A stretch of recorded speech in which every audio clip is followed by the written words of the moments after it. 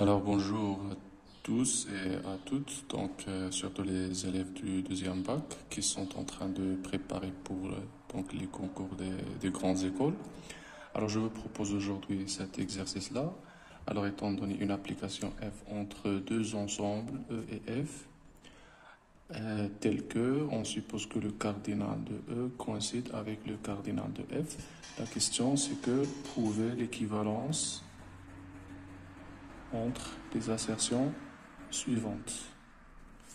Alors, premièrement, F est bijective, si et seulement si F injective, si et seulement si F surjective.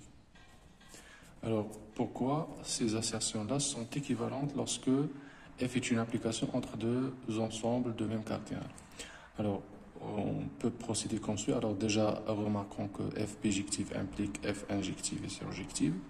Alors maintenant, je vais démontrer que F injective, par exemple, implique F surjective. Alors 2 implique 3. Pourquoi? Alors F étant injective, ceci implique quoi? Ceci implique que F de ou bien que E coïncide avec son image par F, coïncide avec F de E. C'est-à-dire en termes de cardinal, le cardinal de F de E est égal au cardinal de E, qui par donc hypothèse le cardinal de F. Et puisque le cardinal de l'image de E coïncide avec celui de F qui est donc l'ensemble d'arrivée, alors ceci implique nécessairement que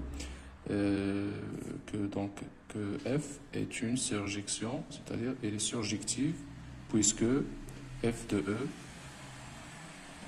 elle est incluse donc dans F et donc le cardinal c'est un ensemble, c'est un sous-ensemble de F de même cardinal, donc nous avons une égalité en fait, c'est-à-dire F est surjective.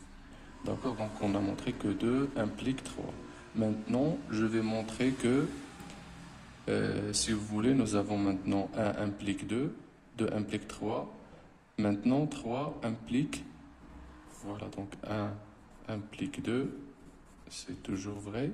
2 implique 3, maintenant il reste 3 implique 1. Alors, surjective implique bijective.